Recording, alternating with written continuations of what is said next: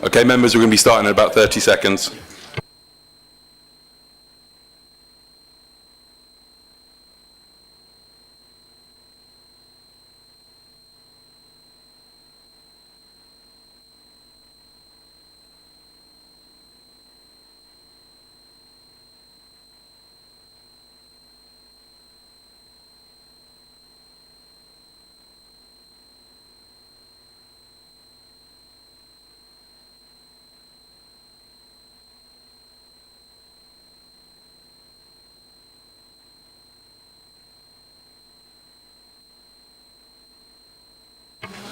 Okay, members, we're going to be starting the meeting now.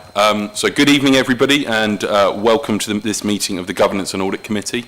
There's a little bit of a blurb I've got to read out before, so you've all heard it before, but I'm afraid you're going to have to hear it again. Fire alarm evacuation procedure. If the fire alarm is activated, vacate the office via the stairs. Please do not use the lift. Assemble in Hawley Square on the Green, and officers will assist you and advise you when it is deemed safe to return to the chamber. Filming. Does anyone intend to film the meeting? No, that makes things easier. Any member of the public who objects to the possibility of being filmed may wish to take this opportunity to leave the meeting. Restriction on the use of mobile phones. Would everyone present please ensure their mobile phones are turned to silent and they are not used to make or receive phone calls in the chamber while the meeting is in progress.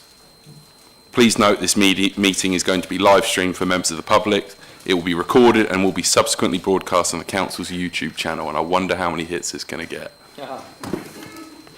I have been notified that there's one member wishing to speak under 20.1, and that's Councillor Yates on agenda items 5 and 9. I don't think we have anyone else present who wishes to speak under that. I'll just advise members that because we have somebody wanting to speak, the request has been made, could we deal with agenda items 5 and 9 earlier, which I've accepted.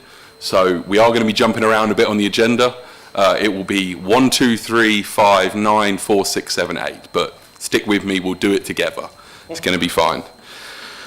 In terms of apologies for absence, we've been notified that Councillor Manners is unavailable and being substituted by Councillor Davis. And we've had apologies from Councillor Braidwood. Is there anybody else who would like to put in apologies?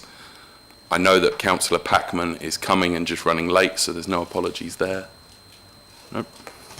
Okay, agenda item 2, declarations of interest. Is anybody got any interest they would like to declare? Councillor Davis. I'd just like clarification, Chair, if I could, which I did mention to you earlier. Within the reports, it refers to berths 4 and 5, and the fact that there's an objection to the item that's still outstanding with the external auditors. I was one of the authors of the complaint to the auditors originally. I don't believe it has any implications, but maybe if I could have a... Monitoring Officer Samira.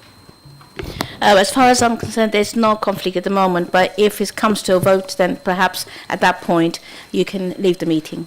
Thank you very much. Okay, thank you very much. So agenda item 3, minutes of the meeting held on the 26th of July 2023. Before we go forward to approve the minutes, there's a couple of changes I'd like to make people aware of, and then some updates that I think it's important to just note from the minutes last time.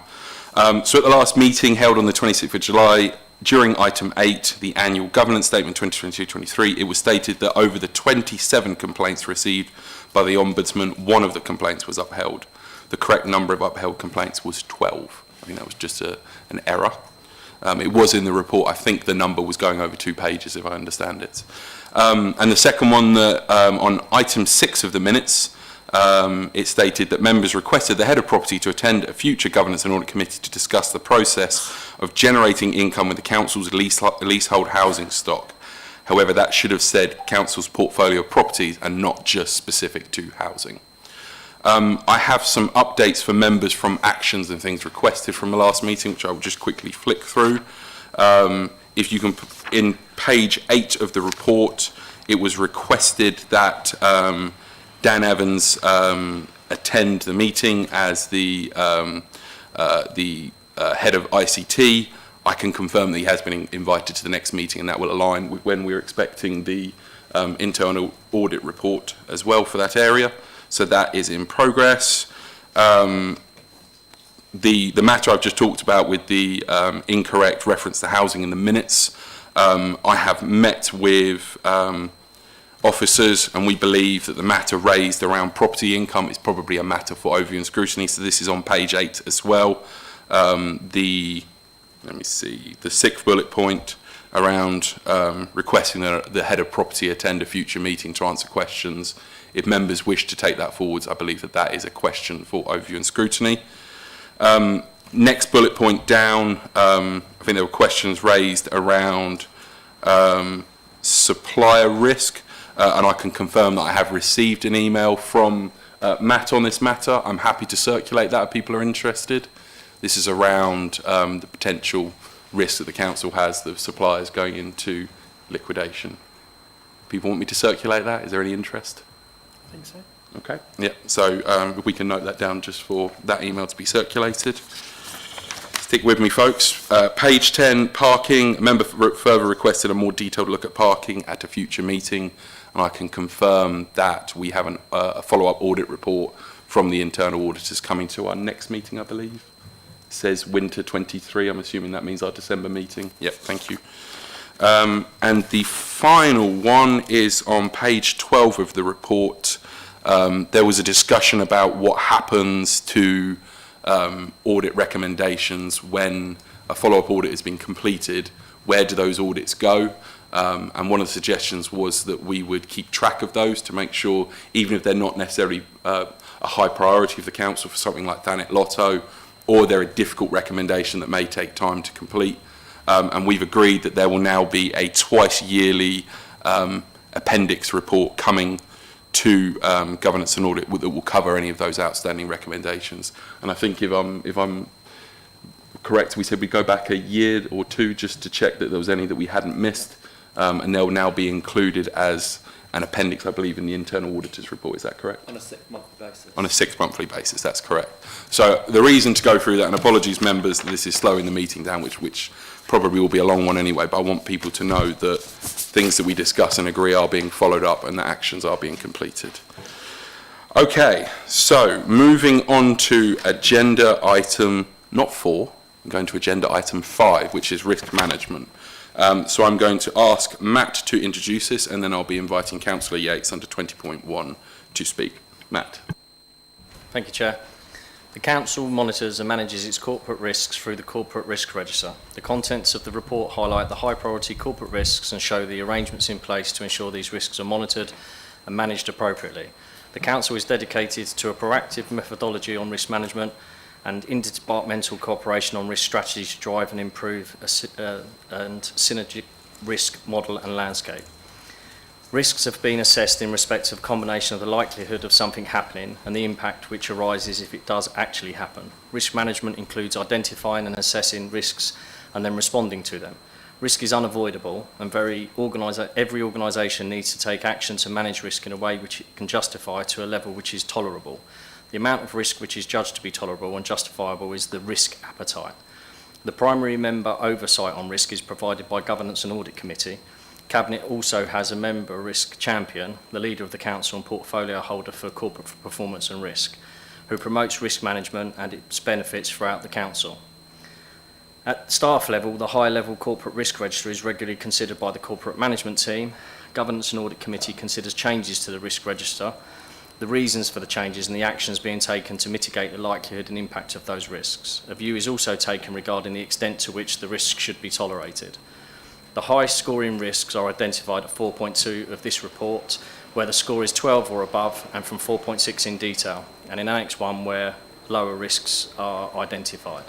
Recommendation is to approve and review the corporate risks and discuss the annexed information. Thank you. Thank you very much, Matt. Councillor Yates, would you like to speak? Thank you, Chair. So I see my role as obviously listening to the Governance and Audit Committee today. I just want to provide some context as the portfolio holder on this item. And in particular, the Corporate Risk Register. I'll just run through some of the context from my side on these items. Again, ask questions, scrutinise me. Scrutinise the right officers, not me, sorry. I'm not part of this.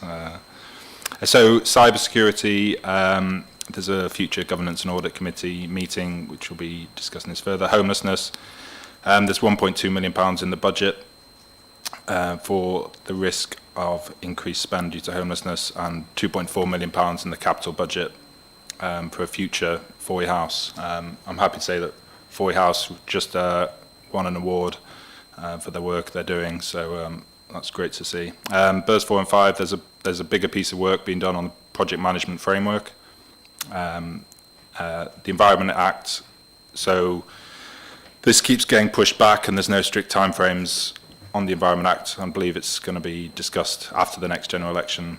Net zero strategy, so it's important to say there's no guaranteed external funding for this. We are budgeting for electric vehicles, electric charging stations.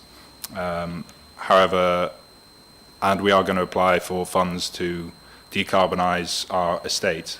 However, we have to apply for that funding. It's not something that's given from government, and there is a risk that we won't receive that funding. So it's worth making that note. So I just wanted to highlight that at a high level, and thank you for your time. Thank you, Councillor Yates. Do members have any comments they would wish to make? Welcome, Councillor Packman. Apologies for my lateness. No, if nobody's going to make... Oh, yeah, no, by all means, Christian. Just very quickly, when we're talking about the net zero strategy and the decarbonisation of our own estates, regardless of whether we get the grants, if there are repairs being made, are we going with a net zero strategy on things like ongoing repairs that obviously come out of existing funds? We're looking for sustainable long-term solutions for everything that we're doing at the moment, particularly so for giving this building, for example, we know that the boilers need to be replaced. They're coming to the end of their life. We would not be able to meet our net zero objectives if we were to replace them directly with just gas boilers. So whatever we do with this building needs to be on with the mind's eye of actually hitting our net zero target. I've got, it might be better if Bob Porter is available possibly to speak, because within Bob's remit is the property department. So I don't know if there's anything you can talk about your team's sort of and housing's approach to repairs and maintenance across our portfolio and how we sort of consider net zero in our sort of ongoing daily repairs and maintenance work. Yeah, sure. So we'll start with the housing stock to start with. Obviously, we do have a journey to net zero strategy, which has been through Cabinet and adopted, which talks about the approach to decarbonising the housing stock. I mean, to start with, we're currently the strategy is about investing in the fabric of buildings first, so improving thermal insulation and thermal performance of buildings, and then moving on to decarbonising space and water heating as technologies develop. There's quite a lot of stuff in the media, isn't there, about replacing gas boilers with air source heat pumps for domestic use. I think the headline message from myself and from the housing service is that only works in dwellings that have proper insulation and can effectively manage with the lower heat output that air source heat pumps generate. So that's the approach, and as far as the gas contract is concerned, which is probably the key thing in terms of space and water heating, the current gas contract has got a replacement of gas boilers only on failure, and in the previous contract we had a planned maintenance kind of renewal programme replacing gas boilers at the predicted end of life, but now we're only replacing gas boilers on failure. And we will move later in the 2020s, I think from 2028 onwards, we'll move towards a large-scale replacement of gas boilers with alternative forms of heating. The other thing to say on decarbonisation of the housing stock is you probably will have seen the reports in relation to the tower block refurbishment programmes. So 5 tower blocks in that programme. We've got a combination of building safety funding for the removal and replacement of external wall insulation, partly for fire regulation purposes, but also we're taking the opportunity to upgrade that insulation and increase the thermal efficiency of those blocks. But we've also got money from the Social Housing Decarbonisation Fund for works to improve the EPC ratings of those buildings and reduce the carbon emissions related to those buildings as well. So as well as the increased thermal insulation, we will be replacing space heating, we're working on ventilation, and we're doing general upgrades and overhauls of the blocks as well. So that is going to make a significant impact on the carbon emissions for the housing stock. As far as the corporate estate is concerned, I think Mr Blundell's already referenced us looking at some of our major corporate buildings, and this building included. We are commissioning a retrofit study for this building to look for recommendations about how we can best approach decarbonisation of this building, and we'll be looking for opportunities to bid for funding from the Public Sector Decarbonisation Fund for the corporate estate as well. So hopefully that's helpful. Thank you. Yeah, it does. Thank you very much. I've got a few questions just to ask on this. The risk register is not the item that was just being covered. On page 31, the summary of the various scores, I can see how we got to each of the scores. I can't, in my own head, work out how a cyber attack would be the same impact and likelihood as the Environmental Act or Net Zero strategy. So I wanted to understand how we're making those determinations. So I can see on page 29 how the comparisons are being made around impact. So we're looking at, in all 3 of those items, it would be severe. But are we really saying that the reputational impact of the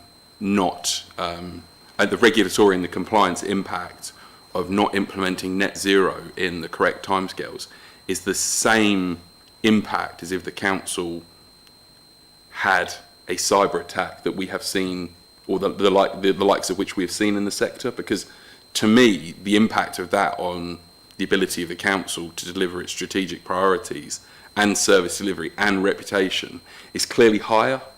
So I can't quite see how the scoring works there, and I'd just be interested to understand a bit more about how we've got to that point, Chris. Yeah. So you'll see, obviously, within the report, the headings across the different sort of types of risk that the impacts are assessed against, and we consider, when allocating the score, the highest score from any one of those categories. So I think, as you rightly say, there have been instances where authorities have been subject to cyber attacks, where they are incapacitated, that they're unable to act for a period of time, and then there are long-lasting effects after that as well. I think I understand what you're saying in terms of some risks being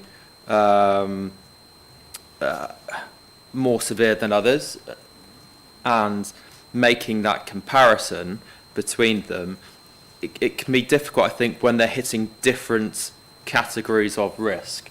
So a financial risk could be considered severe, but could have might not have long-lasting strategic or reputational impacts on the authority, whereas something like net zero, for example, we know will have significant impacts on us from a service delivery impact. Just to pick on what one might consider relatively minor thing, discussions I was having with Mike Humber and wider corporate management team this week, saying if we were to move to electric vehicles for our refuse fleet, they actually need larger spaces between each vehicle because of the risks associated with the batteries that they hold, because they're a fire risk to each other.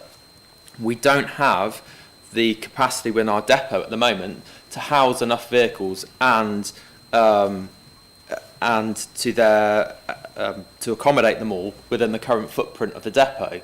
So although that might seem something that's relatively minor, that would have significant impact on service delivery if we weren't able to address that, because ultimately we wouldn't be able to get all our rounds out in a timely manner to service all the household collections across the district. I think it's a very long-winded way of me saying, although they might be picking up same scorings, they have got a different risk composition because they're probably hitting high scores across those different risk categories.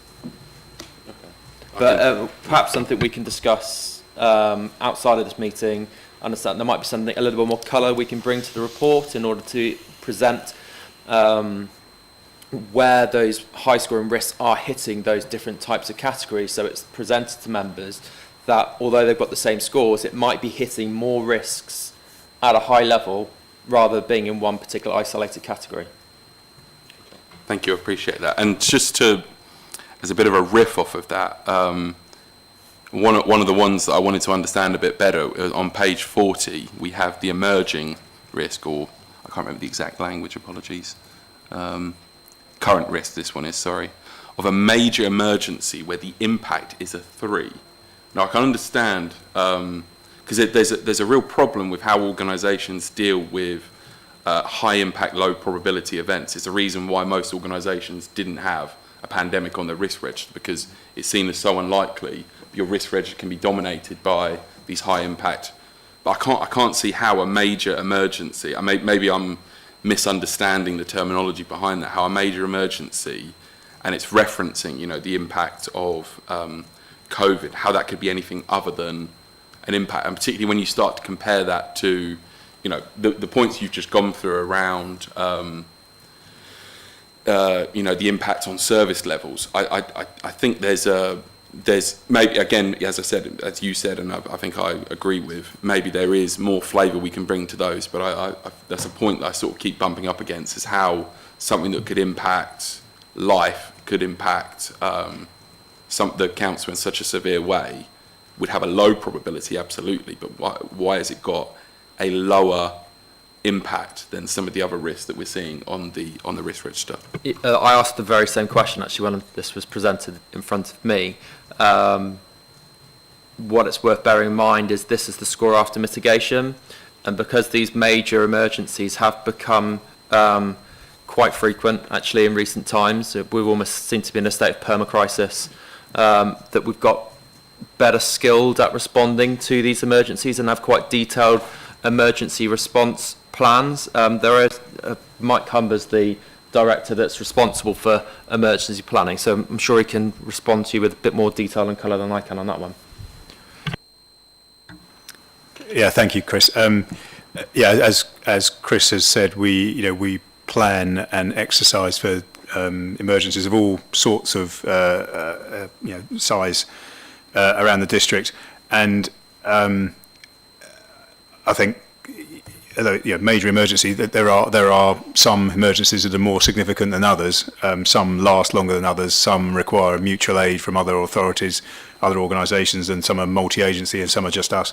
I think it's also important to look at the red text on here, which is about a slightly new situation in that the Kent Resilience team that support the emergency response and kind of coordinate us with the other districts in the county. There are changes going on there, and the amount of support being provided is reducing, and that itself creates a risk. And I think that's an important element of this this item here, and that it's now included as with a score 9. Because that's an emerging situation and something that we need to respond to make sure that we still have the right amount of resource to be able to respond in the way that we do, which is fairly well to these sort of district level emergencies that occur. Okay, and then just as a follow-up, is there a piece of this that the committee is not seeing and shouldn't see? around how operational risks are being dealt with around emergency response and business continuity. So we're obviously looking at a lot of the corporate risks, how they'll impact service delivery, but I'm assuming that under business continuity or under emergency planning, there's going to be those operational risks being impact on life. And is that why we're not seeing it on the corporate risk register as well? I think that's a good question. I think it's something that we probably need to review and bring back, actually, because you're right that some of the risks and some of the activity is probably not included here. I mean, I think the emergency planning community, there's a lot of activity that goes on. We're a member of the Kent Resilience Forum. We use a system called Resilience Direct with a huge amount of information held in there. But I think it's probably something to take away and look at whether we need to provide a little bit more information here. Happy to take that away and look at it.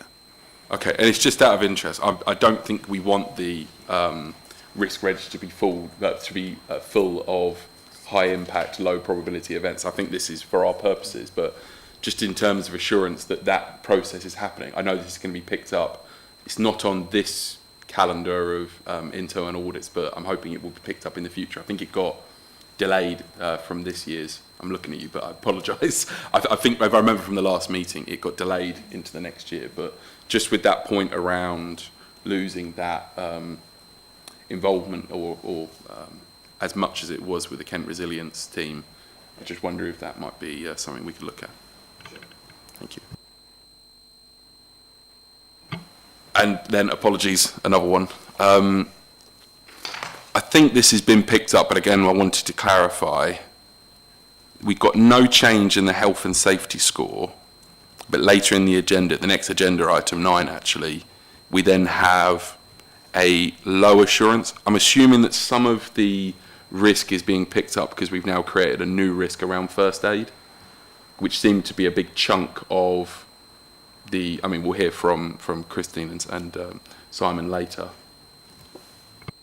So within the appendix to the risk report, there are some new risks that have been added largely in response to that audit.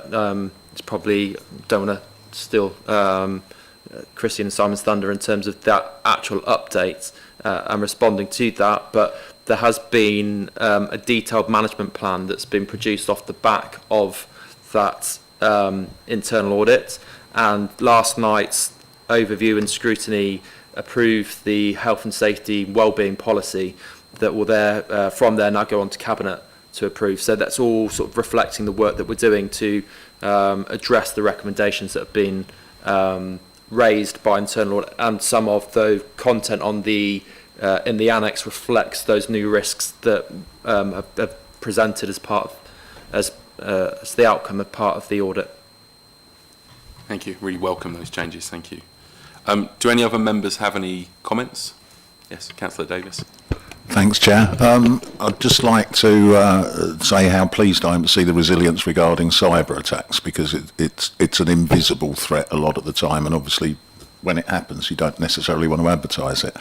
I can't help but think that we've got a lot of mitigation going on with regard to mental health for people working at home. We've got mitigation for their working environment, and although we discussed at overview and scrutiny visually assessing their work environment, that's not the same as a robust, even down to the condition of the chair, for instance, that they sit on and that. Could I perhaps implore this council to look at coming back a little more to in-house working rather than everybody working remotely, because that would also mitigate a lot of the risk of cyber attack, because obviously if everybody's working remotely, a catastrophic cyber attack can grind things to a halt. If we've got a more office-based situation, and I think it would mitigate some of the costs, particularly in terms of employee welfare and so on. Could I just carry on with a couple of other points, or did you? Thank you. Also, Councillor Yates mentioned the ongoing situation with one of my favourite topics, Births 4 and 5. Couple of questions, because I understand that we have an open-ended situation, and every time we speak there seem to be more questions raised than not, or than answered. Are we still paying Brett's compensation? Because the report says that the final completion of the berth was September this year. It's taken a year to put electrics on it, which I don't believe were on the old one, so maybe let's not argue about whether that's an upgrade. However, are we still paying them, and what is the time frame? Because there's no application from Brett's for superstructure that they claim to need on this to unload, and they're discharging directly onto the quayside. We've basically spent several £1 million on a big floating pontoon that they moor up to and don't use for anything other than that. What is the time frame? How much more is to be spent, because there's no final budget, and I'm aware that there was extra money spent this year towards the electrical supply and that. Well, that was in the original spec and brief. Why was it not done? Why are we paying out compensation 12 months on? So thank you very much. Yeah. Oh, and one other point, by the way, there is a problem with the Inner Harbour flap gate at the moment. Many of us believe that had substantial repairs done to it twice in the last 5 years. Perhaps we could have an answer on that, because I believe it was a Dutch company that were last involved that did a substantial restoration on it a couple of years ago. And if there's a problem now, why is that? Because it was signed off, and surely 2 years after spending 6-7 figures on it, we shouldn't be back in the same position. Thank you. Thank you, Councillor Davis. Before I pass over to officers, I just want to, on the points you raised around bursts 4 and 5, on your last point there, I do think the appropriate place to raise that is at Cabinet or via overview and scrutiny. We have to focus on process here, and some of the points there.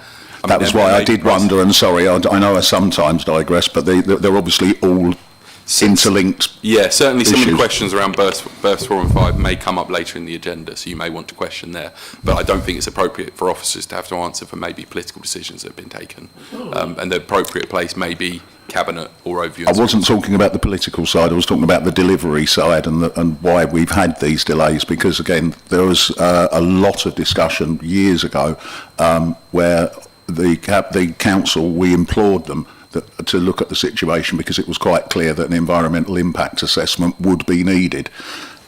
The change in project programme following the notification has resulted in financial risk to the council. Nobody set out to do that. Had that been included and accepted, and if it was blatantly obvious to community activists, it should have been obvious to those responsible. So, and we're still paying out for this. So. Okay, I think. Anyway, sorry, I'm ranted a bit. No, I think it's fine. Officers will be answering, I'm sure, some of your concerns, but I just wanted to make you aware that some of the stuff won't necessarily be able to be covered. Chris, do you want to come in on the return to work and the other aspects? Yeah. Thank you, Chair. In terms of return to work, some valid points have been raised there, and they'll be addressed as part of our. I'm trying to think of the right name of the policy. It's not quite flexible working, because that's actually a piece of legislation that we have to adhere to, but there'll be a hybrid remote working policy. That actually has to come to General Purpose Committee to approve that, so members will have the ability to shape, influence and ultimately approve that policy that will inform how officers work, whether it's remotely, in the office, those proportions and the concerns that you raise will be addressed as part of that policy. In terms of the financials on berth 4-5, I think Chair's right, it's appropriate for the cost of the scheme to be reported to Cabinet as part of our standard financial monitoring reporting. I wouldn't want to be saying anything that is ahead of our standard reporting, and also may prejudice any sort of ongoing discussion, negotiations that are going on with Brett's around the final costings of that. So unless there's anything else that you wanted to be addressed, Chair. No, I think that covers it. I had Councillor Faruqi, you indicated. If I could just ask a process question. I wasn't absolutely clear if we were following, in terms of governance and audit, recognised national standards when we were coming up with, for example, those impact comparisons, or whether it was, which is what I assumed initially, but from this conversation, I'm wondering, is it something more tailored to our district? It says in the report, let's try and find the right section, it's before the table comes in, it's the Orange Book, which is a government source of guidance in terms of risk management. That's the sort of framework that we follow. Try and find, oh, he's found it, Matt's found it for me. Yeah, the government's orange book on risk management states, risk management shall be an essential part of governance and leadership and fundamental how the organisation is directed, managed and controlled at all levels. So there's a link in the report that takes you through to that framework. That's what we followed when we implemented our new risk management policy, because the policy is tailored, so it's specific to Thanet, because government obviously is a very wide spectrum of different sizes, nature of organisation. So we followed their overall framework, but tailored it through our risk management strategy. Trying to think, the last time we brought the risk management strategy, probably a year or so ago. Strategy, yeah, about 18 months. 18 months ago was the last time it came. But happy if it's something the committee wanted to bring the strategy to a future meeting for you to have sight of it, given that they have the risk management reports presented to them, could just be appended for comment. Anything else, Steph? No, thank you. Okay, Councillor, I'm going to let you come back in. The rules in the committees and people can speak once, but I'm happy for you to have a clarification. Thanks, Chair. I just wanted to clarify, because I had mentioned the flap gates, but your feedback in terms of addressing the Cabinet, does that apply to that project as well then, yeah? Okay, thanks. Sorry, just to... Okay, members, we are asked, the recommendation is to approve the review of corporate risks and discuss annex risks. I think we have discussed them. Can I have a proposer to approve the review? Councillor Donaldson, and the seconder? Councillor Britcher. Are we all agreed on that? Yep. Agreed. So I have committed the cardinal sin of a chair of speaking so much about the minutes that I forgot to actually approve them. So now we actually have to go back to agenda item 3. Can I have a proposer to approve the minutes, please? Councillor Britcher, and a seconder, please. Yeah, thank you very much. Okay, all those in favour? Agreed. Okay, now we can move on. So now, if you are tracking how this meeting is going, we are going from agenda item 5 to back to 3, and now we're going to 9. So for those members, Councillor Packman, you came late. We have a member speaking on a 20.1, so we decided to bring forward a couple of the agenda items. So we are now on agenda item 9. I'm going to ask Christine to, I believe it's Christine, Simon to provide us with the report, and then I'm going to bring in Councillor Yates speaking on a 20.1. Simon, over to you. Thank you, Chair. Good evening, members. This is our regular quarterly internal audit update report, which summarises the work undertaken on your behalf by the East Kent Audit Partnership since the last meeting of this committee. It also contains details of the performance of the East Kent Audit Partnership up until the end of quarter 1 on 30th of June. If I could direct your attention to the table on page 85 of the agenda pack, that lists the 9 audits completed during this period. Very busy quarter for us. So of those 9 new audits which we completed, we were pleased to conclude substantial assurance in 3 areas, those being garden waste and recycling income, the HRA business plan, and also insurance and inventories of portable assets. In the area of environmental protection service requests, we concluded reasonable assurance. Rent accounting, collection and debt management was largely reasonable assurance, although we did conclude partially limited, and that was in the area of debt management and recovery, particularly pertaining to large former debts related to former tenants. The EKS data management desegregation project, splitting up ICT from the 3 partners or the 3 former partners, we could only conclude limited assurance in that area at this time.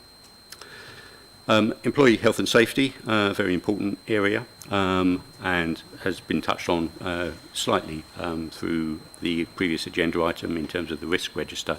I'm afraid we concluded limited assurance in that area at this time. Management have committed to a detailed action plan, and obviously we will be revisiting that as part of the follow-up process. The final two areas, we concluded no assurance, not something that we like doing, and we don't often conclude no assurance.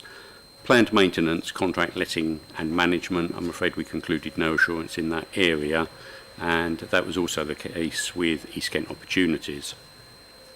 As is the case normally with this report, the vast body of the report details with bullet points why we have concluded each of those assurance areas in respect of each audit area. As I've said at previous committee meetings, an important part of internal audit work is follow-up. When we conclude an audit review, we agree with management an action plan for improvement in terms of recommendations. We then go back, typically 3 to 6 months later, check what management have done in terms of implementing those recommendations, and in terms of the critical and the high recommendations, we test to make sure that they have been implemented. During the period under review, we completed 3 follow-ups, and they're detailed on page 99 of the agenda pack. VAT was already reasonable, and all of the recommendations have been implemented. We very rarely move from reasonable to substantial at the time of follow-up, simply because we don't do enough work and enough testing really to justify that level of increase. Complaints monitoring, very pleased with the improvement there from no assurance up to reasonable. Very significant improvement by management in that area. Absence management, unfortunately there has been slippage in the implementation of the recommendations. As part of that audit, we covered sickness leave. Unfortunately, that was limited assurance. Flexi time recording, which was also limited. The reasonable was for the recording and management of annual leave. And those assurance levels remain unchanged after follow-up. We do have management response there from the head of HR. In terms of the annexes to the report, Appendix 1 on page 102 is progress against the plan. So that shows you where we are against the agreed 23-24 plan. As at 30th of June, we had completed 23% against the target of 25%, so very much on target, and that continues to be the case in July and August. Appendix 2 contains the definitions of what we mean by substantial, reasonable, limited and no assurance. They are SIPFA definitions. And also the definitions of the critical, high, medium and low priority recommendations that we make as part of audits. Appendix 3 on page 106 is those recommendations that are still outstanding after follow-up. So those are the recommendations listed in the table on page 99 and shown as still outstanding. You get the full detail of the recommendations in Appendix 3. Appendix 4 keeps in view those audits that are limited or no assurance that we still need to go back and follow up. We diarise those based upon the agreed implementation dates for the recommendations, so they will be coming forward to future meetings of this committee. And last but not least is a balanced scorecard of key performance indicators for the East Kent Audit Partnership itself, broken down into 4 parts: innovation and learning, customer perspective, financial perspective and internal processes. Probably the key KPI on there is the one that I mentioned, which is completion of the audit plan. And as I say, as at the end of 30th of June, we have completed 23%, so we're well on target. Happy, Chair, to take any questions members may have on any item within the report. Thank you. Thank you very much. Councillor Yates, you want to speak under 21? Thank you, Chair. As the relevant cabinet portfolio holder, I welcome these audit findings and I believe we'll be using them to improve as an organisation. I just want to add some context to 2 of the items highlighted in the report on top of the management response in the audit findings, and that's the health and safety and limited assurance and the East Kent opportunity, no assurance. So firstly, on employee health and safety, my background's in offshore wind, where I sat on our health and safety committee. I saw within that committee we carried out investigations, we reviewed the statistics of the organisation and made recommendations. So I completely understand the outcome of this, and since becoming cabinet member this term, we've had fortnightly meetings with the Section 151 and health and safety manager. And as part of that, we are, as cabinet, also reviewing health and safety statistics. What I want to highlight is that following these audit findings, we will be reviewing at that fortnightly meeting the detailed action plan, setting out how TDC will address all the points raised by the audit and the timescales for doing so. So that's on employee health and safety. On East Kent Opportunities, I've been appointed onto the board of East Kent Opportunities, EKO, and we'll be raising points at the next board meeting. I want to make my position clear that if I feel like we as an organisation for residents are not getting good value for money, or the money can be saved by making actions that do not jeopardise the projects, then actions will be taken to address this. Especially as the EKO board is due to wind up soon. I do not want more taxpayers' money to be used where there is not clear value for money. So I just want to make that clear. Thank you. Thank you, Councillor Yates. I'll open this up to members. Does anybody wish to speak on this and add comment? Well, I will get us started. Sorry, Christian again. I just want to note a couple of things. There's been quite a few discussions at the pre-meet we had for governance and audit, and subsequently about the amount of no or limited assurance audits that are coming back. We seem to have quite a regular run of these. Now, some of this is clearly going to relate to historic governance problems and historic management issues. But I'm not going to ask anybody for their opinion at the moment, but I would just, from the officers' perspective, because I think we need to keep track of this. But I understand that officers will be bringing a report to October's cabinet meeting, specifically on this issue. So I wanted members to be aware of that and look out for it, because I think this issue does need to be monitored. We as a committee need to keep monitoring it. If we keep getting limited or no assurance audits coming back, then we may need to take action as a committee to keep flagging these things up. Because in many ways, we may be seeing a lag in the data, that we're seeing historic issues where policies haven't been updated or processes haven't been monitored in the way they normally would have done for a few years because focus was elsewhere, because of COVID or because of management changes. If that continues, then we may need to continue to flag this up, because that should be being sorted out over time. So I just wanted to raise that comment and update members. Councillor Bright, did you want to come in? Thank you, Chair. Looking at item 2.5, which is on page 90, a quick question about the writing off of debts. What's the process for deciding on when and how much debt is written off? So who actually makes that call? There are different arrangements set out in our constitution that specify who needs to be involved in debt write-offs.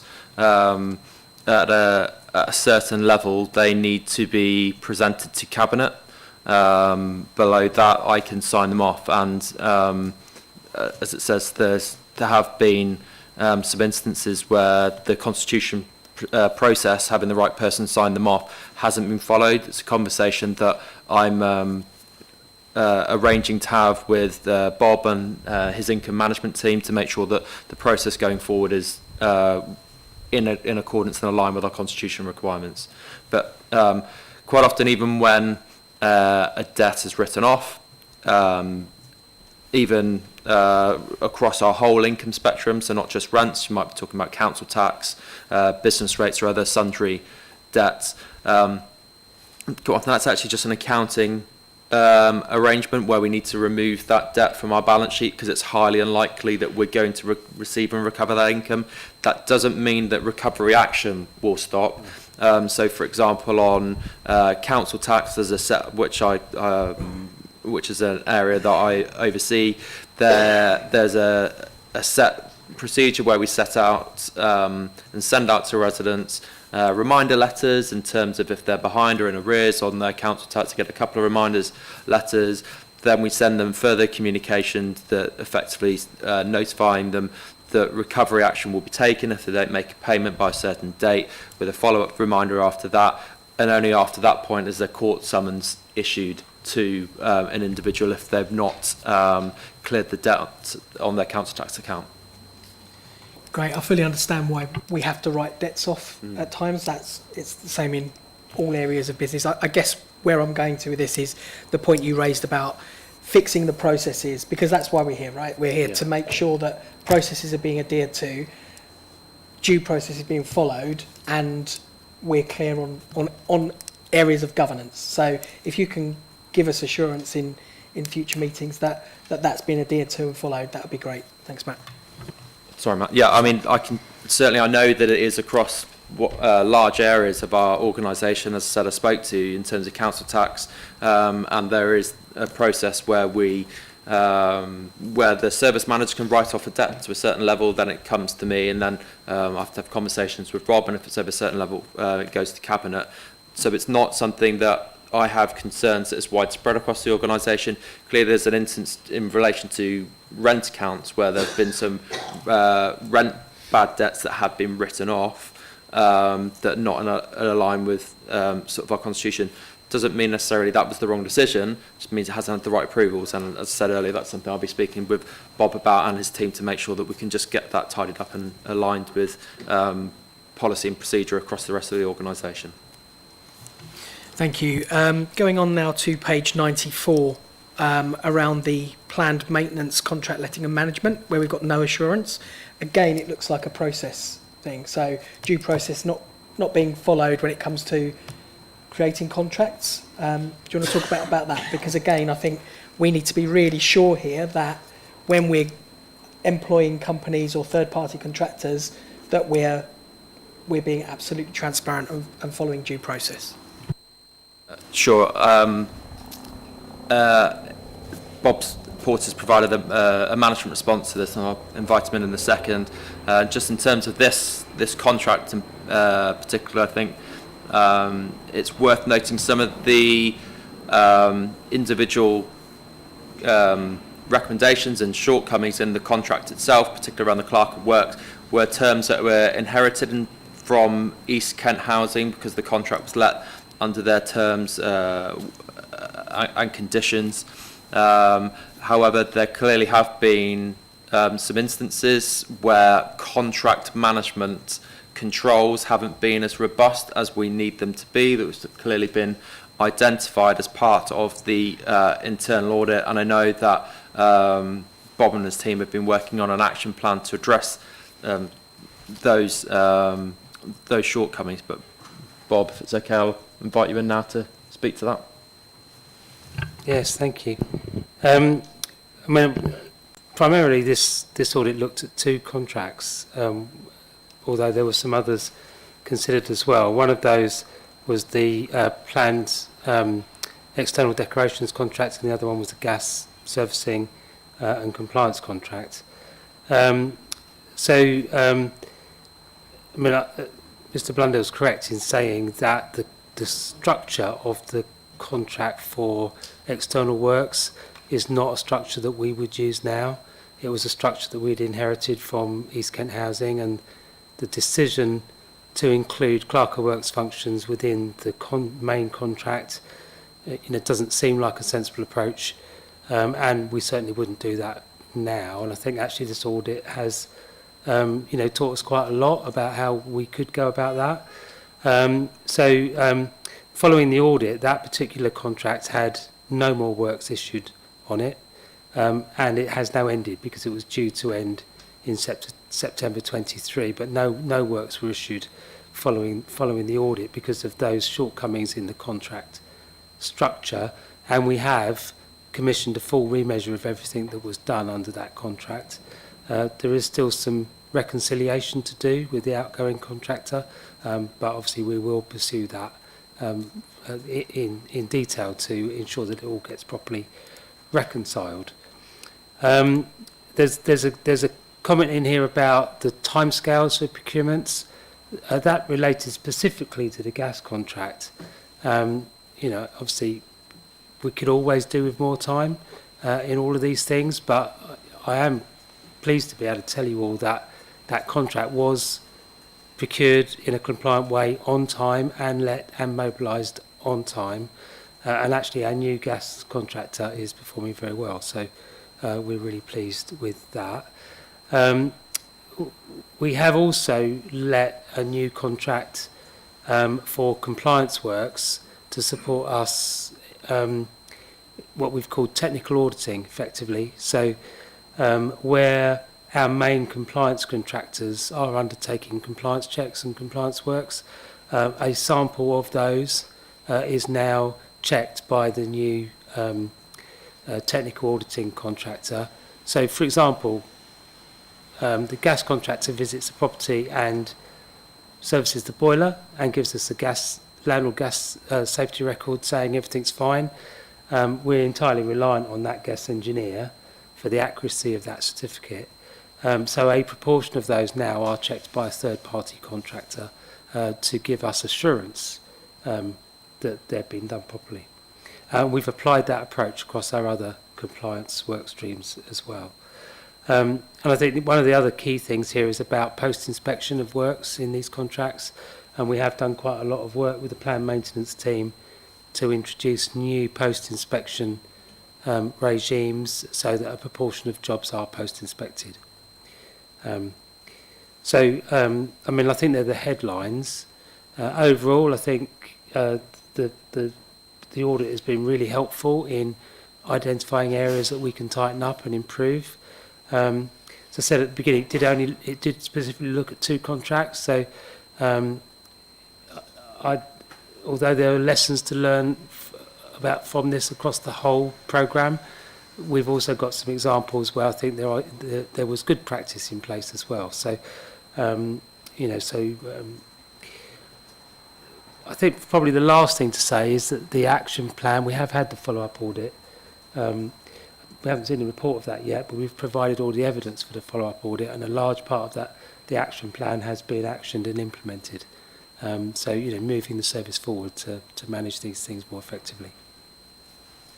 Thank you, that's really clear. So it's really encouraging that whilst this isn't necessarily good, you've taken the actions, it's legacy issues, we're moving on, and we should see improved scores in the future. Thank you. Thank you. I have a question for you, Simon, around the East Kent Opportunities audit. I think there's some very, I would guess, carefully chosen language there that I wanted to understand a little bit more.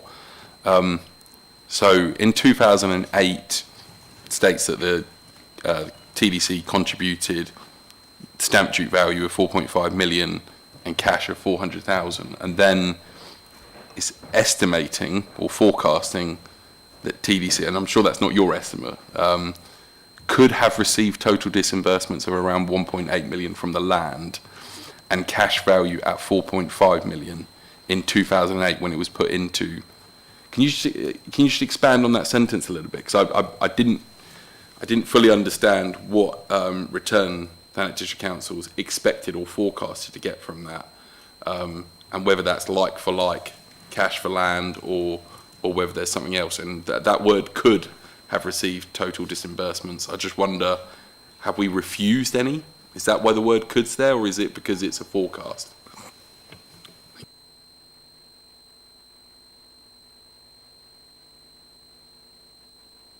So in terms of the wider conversations about EKO, the original premise that EKO was set up was as effectively regeneration and economic development. It was never about return on investment. A large proportion of the money that was invested within EKO, when it's talking about the values, was to unlock the spine road and the access through the district. So a large chunk of the contribution, that the receipt that would have been generated as a result of the original investment effectively was reinvested as part of that spine road activity. So what this doesn't take into consideration as an audit, which is because it's looking specifically at EKO and how it's performing, what we put in, what we got out, It doesn't look at the wider economic benefits to the district, and I've agreed to do a separate piece of work to try and understand what those wider economic benefits were. So how much have we generated in business rates, for example, as a result of the developments that took place, as a result of EKO and the Spine Road going in and freeing up the district a little bit. So that's a wider piece of work that I've now got to undertake to try and understand those larger scale benefits that have been derived. Thank you. And then on a related matter, but not directly on that, I am assuming that the fact that over the last 5 years audit recommendations haven't been implemented is partly because this is arm's length and that there are other partners involved in EKO. So the ability to influence it isn't completely under the council's control.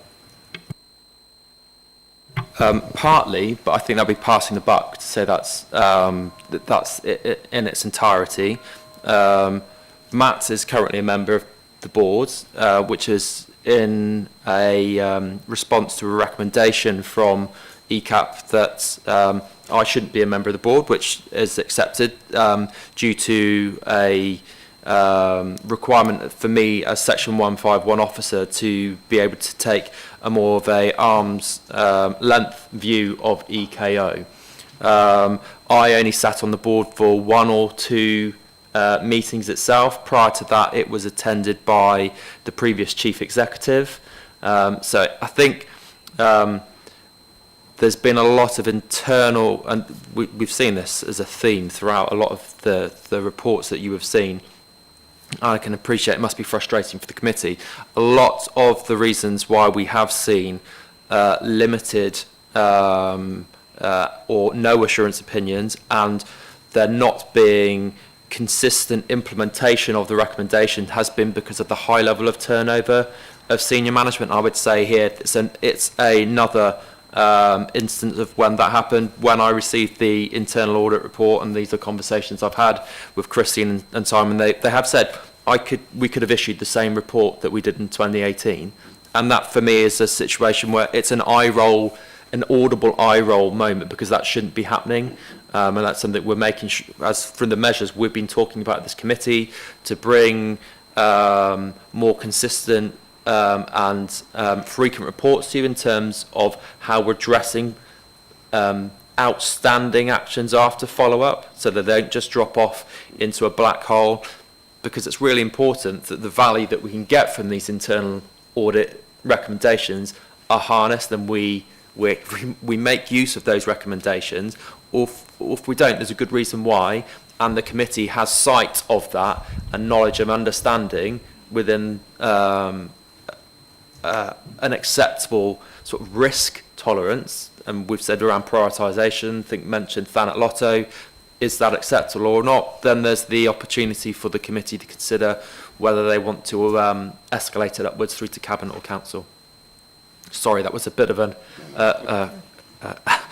tangential response through that question, but I think this is, again, is symptomatic of lots of the internal audits you've seen over the last couple of committees. And I think there's an acceptance from the committee. I don't think you have people, certainly this is the second meeting of this council, overly criticising what's happened in the past. I think we just want to see improvement. Yeah.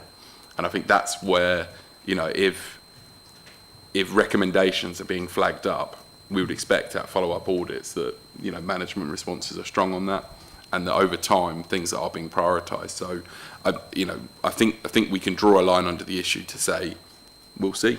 Yeah. And I think our job will be to hold, collectively, officers and cabinet's feet to the fire and make sure that, that these recommendations are being implemented. But I appreciate your comments.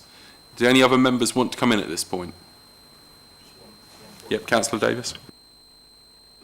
Just one point, and I'd like to say thank you for that report, Chris, as well. And it's quite clear to some of us that things are moving, even though the evidence. An officer said to me recently and described TDC as being like a tanker, that it takes a while to adjust direction. You with me?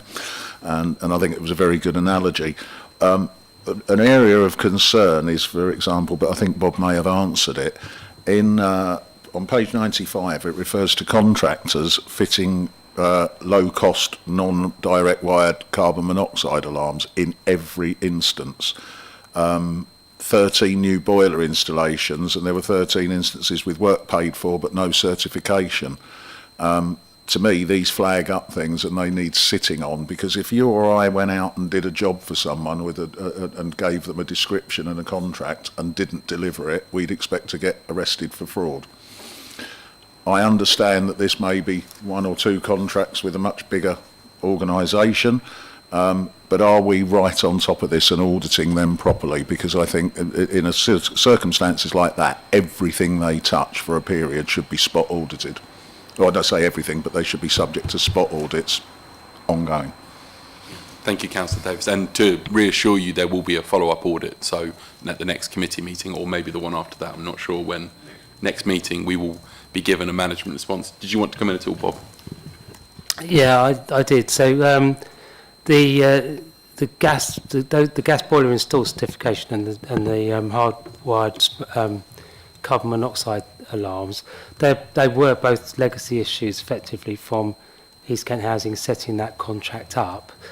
There was only one price in the contract for carbon monoxide alarms, and it wasn't clear in that original documentation whether that was hardwired or battery. The price, to be honest, the price that was in that contract wasn't a price that was sufficiently high to be a hardwired carbon monoxide alarm. Hence, East Kent Housing had agreed with the contractor that it would be battery-operated carbon monoxide alarms. So that's why, I mean, obviously, the new contractor has now resolved that. Because we've moved to a new contractor. The previous gas contractor, Gascall, I mean, some of the certification is mandatory, health and safety related, and some of it isn't. Some of it can't be done at the install; it has to be done afterwards. So, for example, we request a certificate that confirms that the contractor has put the appropriate anti-corrosion additives into the water within the system. That's not a statutory requirement. It's not a health and safety requirement. It's a requirement of ours to ensure that, you know, the life of that central heating installation is preserved. It can't be done on installation. It's completely reliant on the contractor going back and gaining entry back to that home subsequently, and sometimes tenants don't let them in. So that's why there was a difficulty with that. I think it probably was a mistake previously to make full payment even with those missing non-statutory certificates. So the new arrangements have resolved that, and we instigated a partial payment process, so the contractor had effectively paid for the work they'd done, the installation of the boiler, which is the bulk of the cost, with a retainer for until complete documentation is provided. We went back on everything on the previous contract and made sure that all of the statutory health and safety documentation had been provided, and it has been, and we've got all of that. The new contract, every gas boiler installation, 100% of gas boiler installations are checked by the technical auditing contractor. So all of those installations are checked now. So I think the new arrangements in the gas contract are much more robust than they were previously. Thank you. Yeah, Bob. Thanks, Bob, because I'm sure you'll understand that we're talking about risk to the council, and every individual tenant is entitled to a copy of their gas safety certificate on an annualised basis. I'm not suggesting it's going to happen, but the risk of a few of them getting together and just having a go at the council could put the council at risk of reputationally and financially. So it's good to know that the statutory certificates are being issued to them. Thank you. Just a footnote to that, just to say that the Tenant Leaseholder Service does report compliance information, so that's separate to this audit. This audit didn't look at compliance information, but it does report compliance information quarterly to OSP and to Cabinet. we've had 100% gas certification across the whole stock throughout the time that we've had the in-house service. So, you know, we do take that extremely seriously, and if tenants don't let us in to do a gas safety check, we break in to do it. Thank you very much. Chris, did you want to come in quickly? Thank you, Chair. Yeah, just in relation to your comment, Councillor Davis, about fraud, we take fraud and corruption very seriously at the organisation. We have sort of policy or framework in place where if any fraud is identified or suspected, I should say, by officers or by members, they can report it to myself or to Matt's or through to internal audit or through our whistleblowing channels. Our sort of policy is that if any fraud is reported to us, typically we would ask internal audit to investigate it fully and promptly, and then depending on the outcome of that, we would report it to the police. Obviously in public session I won't talk about any specific contract or suspected fraud here, but if there is something of substantial nature, we would bring it to this committee in under private session. Thank you very much, Chris. It's quite reassuring. Thank you. So members, the recommendation here is that we receive this report. There is also the option for us to add any areas or to request any changes to point 5 of Annex 1. I have one question on this for you, Chris, or potentially to Simon. Bearing in mind the backdrop we are getting to the committee regularly having areas coming, or audits coming back to us with limited or no assurance, are we confident that the plan for 23-24 and any discussions you've had about 24-25 is covering the core aspects and the core areas of the council? Because we would just want that assurance. If we're finding that across the board 20 to 30% of audits are coming back, obviously we clearly want to carry on with the plan, but we may just want to reconsider if there are any areas that haven't been covered recently but that have a direct service delivery or financial impact on the council, that we may want to consider them being brought forward. You may have already considered this. I'll put this first to, I don't know who, Chris or Simon, do you want to pick this up first? Thank you, Chair. Christine and I meet with Matt and with Chris on a very regular basis to discuss progress against the plan and also any potential changes to the plan. The plan is a live document. It can and should move with the emerging risks facing the council or emerging opportunities. So changes are made as we become aware of new risks or risks that have increased in terms of impact or severity. Typically we undertake one follow-up for each audit, largely because we don't want to waste your money, keep going back and saying, no, you still haven't done it, no, you still haven't done it. There are exceptions to that though, and on occasion we will go back, particularly if it's a very high profile area, and do a second follow-up. In terms of the increase in the number of limiteds and no assurances, I mean, yeah, you've seen, I think in our annual audit report talked about an unprecedented level, and they are at an unprecedented level. Not just in Thanet though, we are seeing that to a slightly lesser degree in some of the other East Kent partners. I think, as has been mentioned already this evening, previous issues with governance arrangements at this authority, undoubtedly those legacy issues are continuing to have a certain amount of impact as we recover as an organisation from that, and put new management in place and new processes and procedures in place. So we keep a watch and a watching brief on the plan on a regular basis. In terms of 24-25, Typically, we start the planning process around December, January. That starts with me meeting with heads of service, directors individually. We then obviously look at the emerging risk register. We look at what we call horizon scanning in terms of nationally what risks are emerging that could face local government. By about February, we take a draft plan to CMT, and then ultimately the 24-25 plan will come to this committee in March of next year.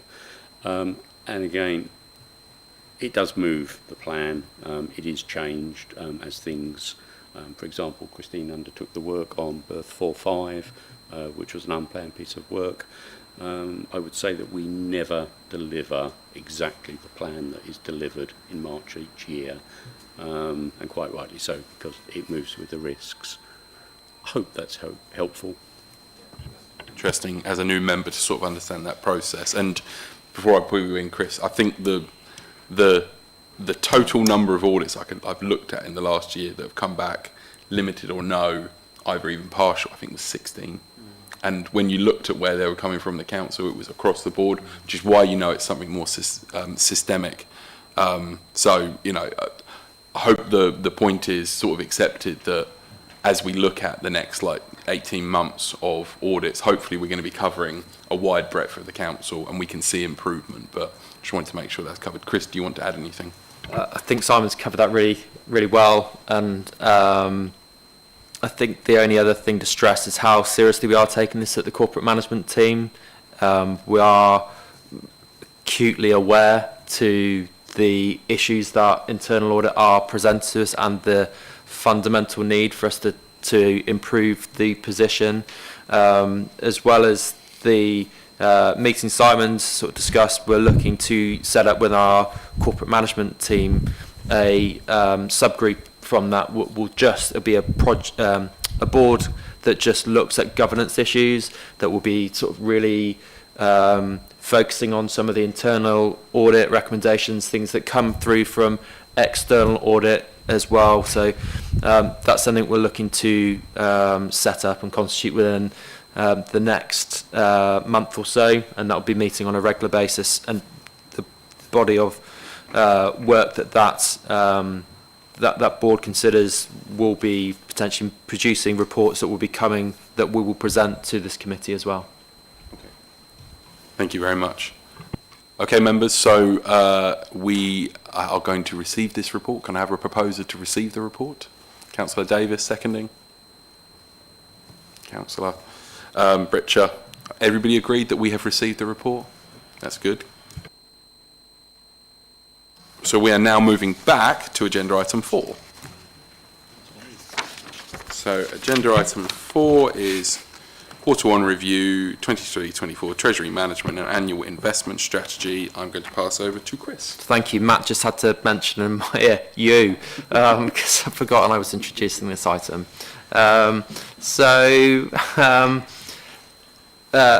Very timely, as we had our training on Treasury Management prior to this session, for those of you who were able to attend it.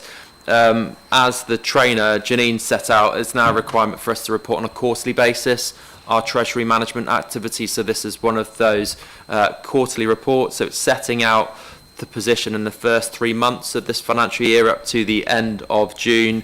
You can see in the executive summary, some of the key items that are reported there. I think the key ones really to pull out are around our gross debt position. So that's our ultimate borrowing position, so around £20 million. Not a huge shift, as you can see, compared to the year previously.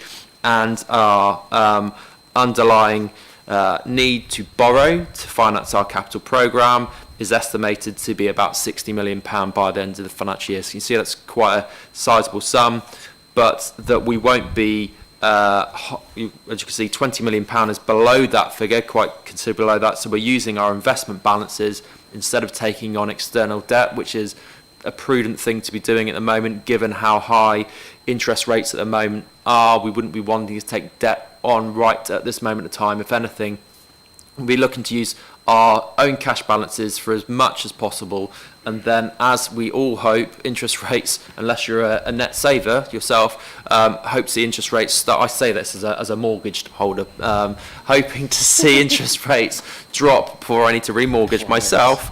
So hopefully, once those interest rates start to drop over the next couple of years, at that point in time, we'd be looking to take debt on if we needed to do so. So I won't go through the detail of the report, but happy to take any questions.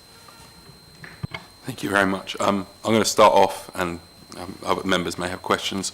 It's just a quick one. On page 19 of the report, 5.2, it talks about an underspend of 33.159 million in the general fund and 4.103 million in the housing revenue account. Can you just give us a bit more detail on what that relates to? Yeah, so you'll see the paragraph underneath that table sets out that the actual detail is set out and explained for within our budget monitoring report. So that report went to Cabinet a couple of weeks ago. July. No?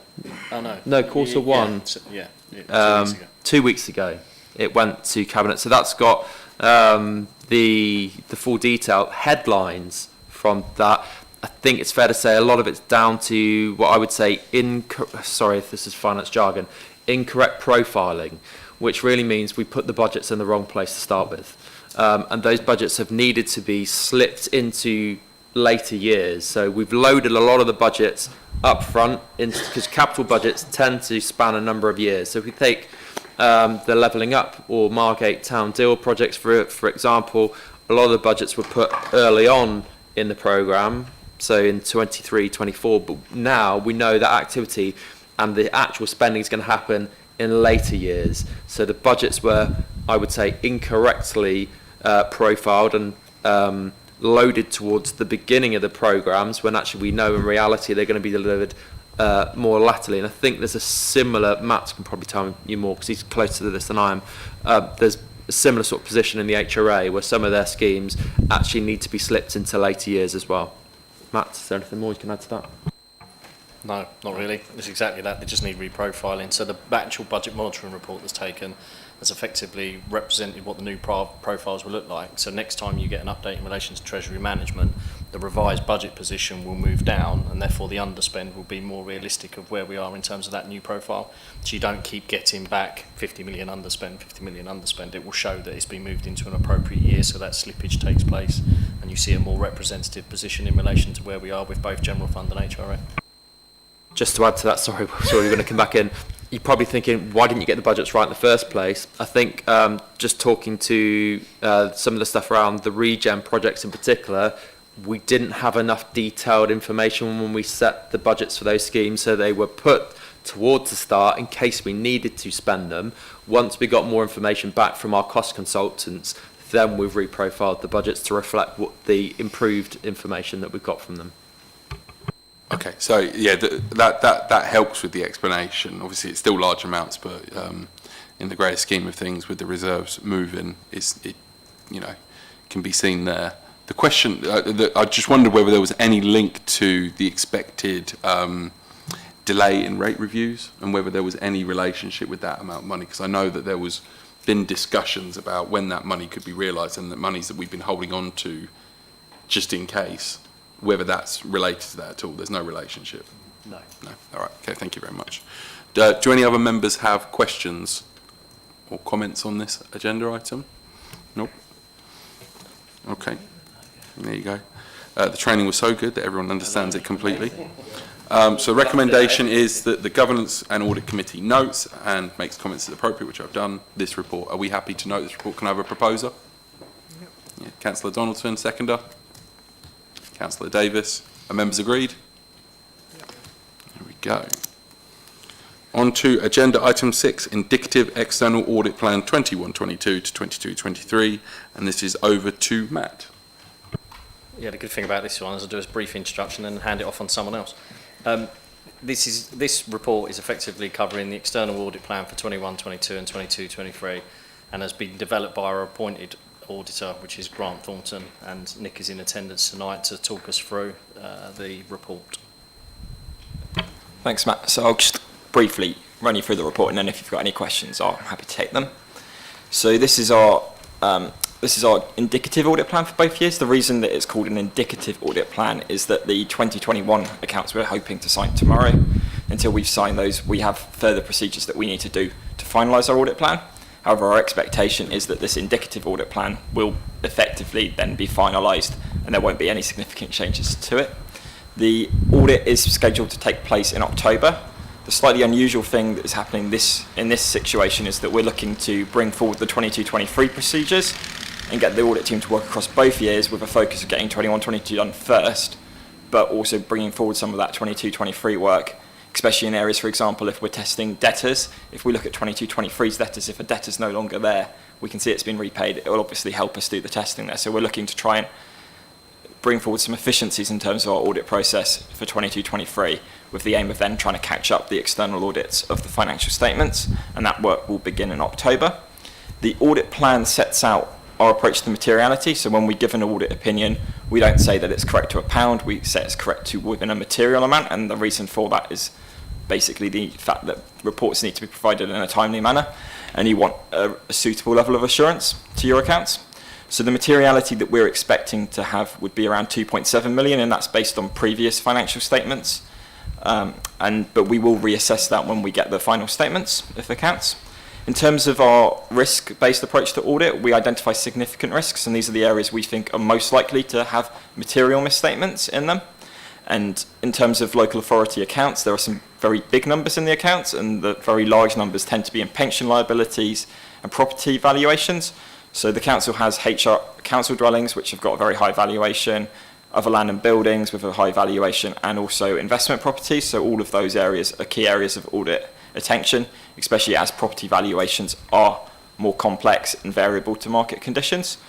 So pension liabilities and property valuations are two of the key significant risks, and the other one is around management override of controls, and that is around the risk that management would post journals in the financial statements that could potentially create a material misstatement. That isn't because of any specific factors at the council. That is a presumed risk in all audits, because the expectation is, as external auditors, we should be sceptical of management and the risk that they might post journals to change the financial statements. So they're the significant risks that we've identified. In terms of new areas of focus for the audits, for the 22-23 audit, there is some new auditing standards that we're required to consider, and they relate to ISA 315. ISA 315 is about how we understand controls, and the addition to ISA 315 is that we need to understand better how IT controls impact financial controls.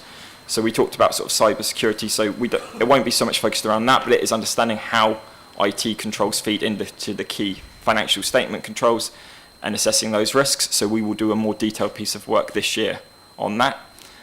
I'm going to stop there, I think, and take any questions you might have on that agenda item.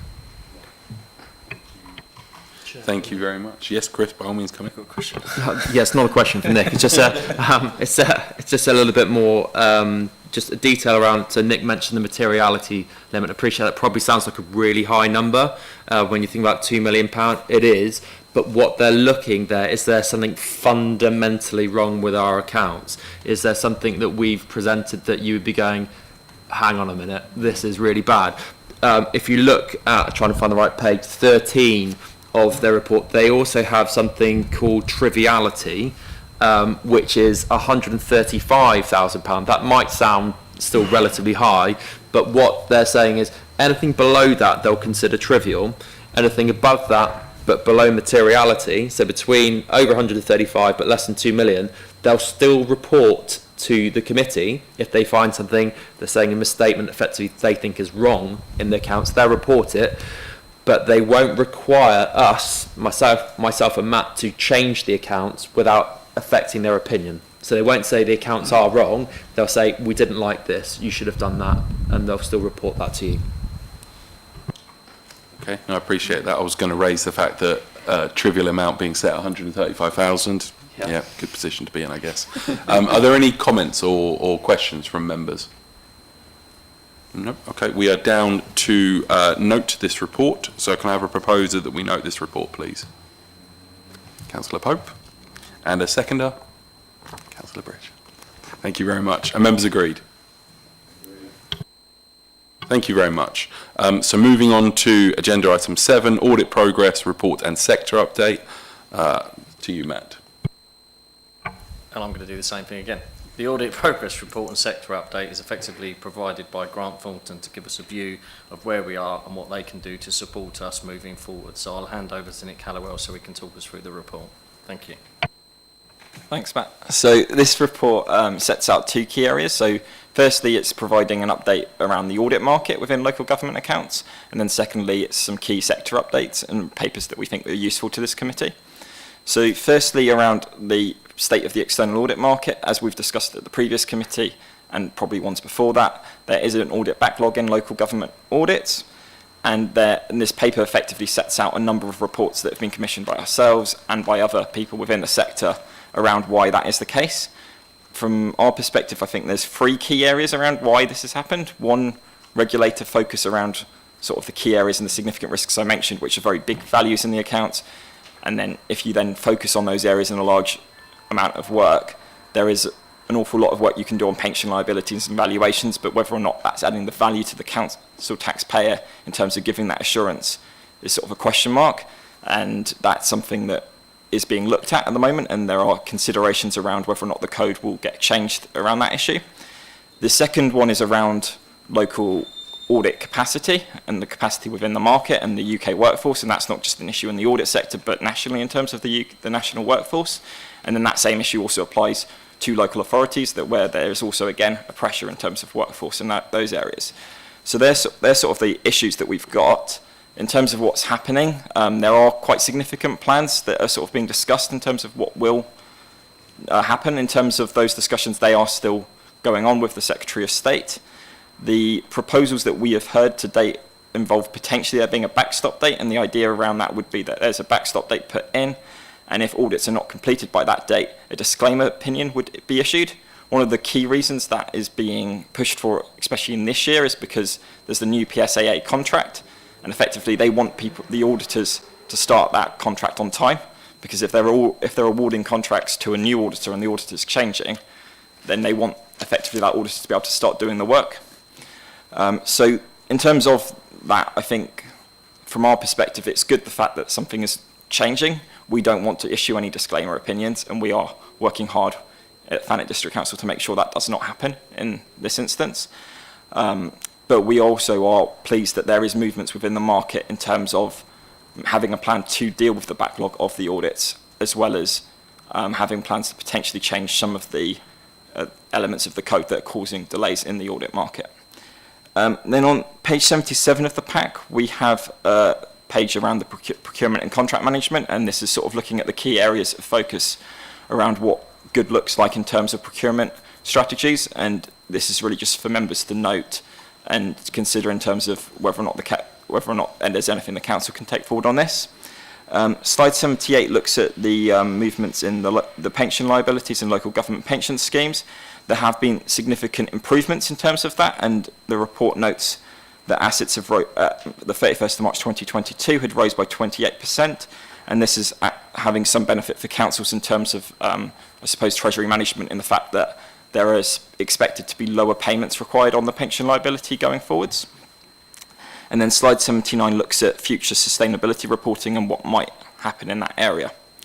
Again, I'm happy to take any questions on this report. Do you want to come in, Chris? Yeah. I'll never miss an opportunity to talk about local accounts and their audit. Just something I wanted to just add to, Nick's sort of explained very well already. So on, so I appreciate, I don't know what it is on your slide pack, but page 4 of Nick's presentation, there's that table that's under the heading delayed publication of audited local authority accounts, and you can see the percentage of authorities who aren't hitting the deadline for publishing the accounts and also for the accounts being published. So you can see, go back to 16-17, 95% of accounts were audited on time. For 2021, it was 9%, a slight increase to 12%. So it's dramatically fallen off a cliff edge, which is part, for some of the reasons Nick was talking about. The ironic thing being, actually, if you look at 16-17, the deadlines were later, and in 17-18 they introduced something called faster close down. because they thought we were all going to do this quicker, and subsequently nobody has. Yeah, it's which is part of the problem, actually.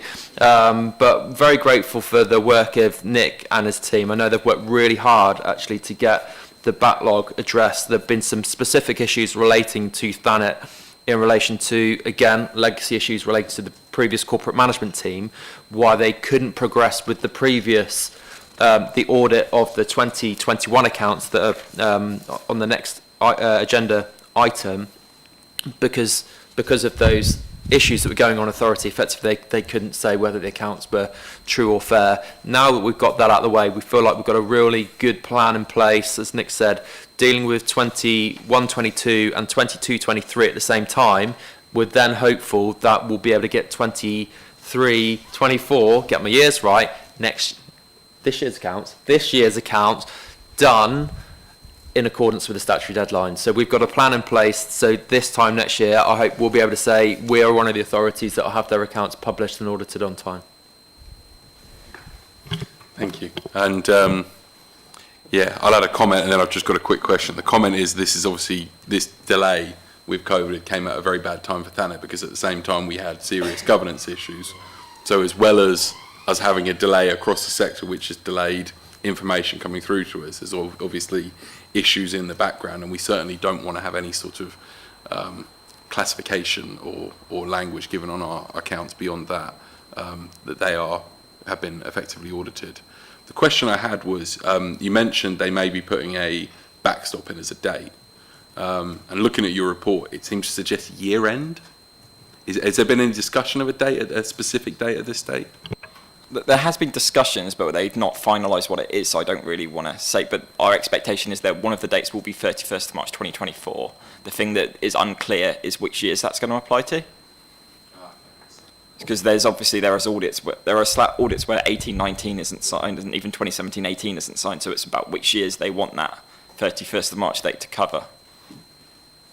Okay, so there is potentially some room for manoeuvre for Thanet, but okay, it's certainly something that we want to move forward on, and it probably speaks to why we were asked as a new council and lots of fresh faces at our first ever meeting to sign off accounts from 3 or 4 years ago. So hopefully that gives some context. Does anybody have any questions or want to make any comments? No? Okay, we are, oh yes, Councillor Donaldson. Yeah, I think that, Chris Blundell and Nick Halliwell have done a fantastic job in catching up. It's amazing. Councillor Donaldson, if I may, I cannot take the credit. We've got Tracy behind me is the accountant who's actually pulled the accounts together. All credit is due to her and to Matt, actually. So all I do is stick my name on them at the end of it. It's really is. Yeah. Okay. Thank you. All right. Thanks. And I think we ought to accept, approve, and adopt this. So I'll propose that, please. Thank you. So you're proposing that because the report's down for noting, so you're happy to propose to note. Can we have a seconder, please? Councillor Garner. Thank you very much. Everybody agreed? Agreed. Okay, so we're on to the final agenda item of the evening, agenda item 8, Audit Findings Report 2020-21, and I think we're straight over to you, Nick. Thank you. This report was presented at the last committee. However, there are some updates to it, and they're put in blue writing just to try and make it easier for the committee around it. The primary reason this paper has been represented to the committee is that after the last meeting, we were then finalising our audit opinion that we were looking to sign for the 2021 accounts. What happened in that period was we had advice from our technical team that due to the new code requirements around value for money reporting, because we had identified more findings that then needed to go into our audit opinion, we had to wait to this committee meeting to present what those findings were and what the impact would be on the reporting. So we've identified 4 key recommendations in our value for money report that's going to be presented, I think, next month at committee. And what we're then required to, in our audit opinion, is make reference to those 4 key recommendations. So in the audit findings report, those 4 key recommendations are noted. And effectively, it's just to let members know that the opinion is going to have those elements in it. And then we will then hopefully look to sign tomorrow the 2021 accounts. I wasn't going to go into great detail about those 4 key recommendations because there will be a separate committee to discuss those. Chris, do you want to add something? Yeah, thank you. Just in terms of, sorry, not this report, but the report that Nick was referring to in the Value for Money, our plan is we've received that. We're going to be producing a management action plan in response to that we'll be presenting to Cabinet, which we're hoping and expecting that they will endorse, following which that will then come back to this committee. So not only will you have the ability to see what Nick is and the team at Grant Thornton are recommending, but also scrutinise and make comment on the action plan for management to address them. But in terms of the accounts themselves, I'll just pass over to Matt to give an update of where we are on the 2021 accounts. Yeah. What I was going to update on is obviously we've had lots of conversations about where we are, the backlog of accounts and everything else, and one of the delays, one of the results of the delays is that we haven't been able to publish because we hadn't signed off our 2021 accounts and we hadn't got in a position to present them. We hadn't got ourselves into a position where we could publish a draft set of 21-22 accounts. I'm pleased to say that today we published our draft set of 21-22 accounts, and the inspection period will open next week, which will give members of the public 6 weeks in which they can come in, inspect the accounts and any associated bills and receipts and everything else associated with them, so that we can legitimately move forward with that process. So we are making headway and making vast improvements. So I just wanted to flag that. Thank you very much. Do members have any comments they wish to make? You know? So we have two recommendations here. So that the audit findings report for 2021 as set out is considered. And in the unlikely event that a minor change would be required, I like that, and from an officer's report, in the unlikely event that we would want to make any changes, which we haven't, so we'll move on from that. Are members happy that they've considered this? Can I have a proposer? Yep. Councillor Towning. And a seconder? Councillor Donaldson, are we agreed? Agreed. Okay, members, that will conclude tonight's proceedings for the Governance and Audit Committee. Thank you very much.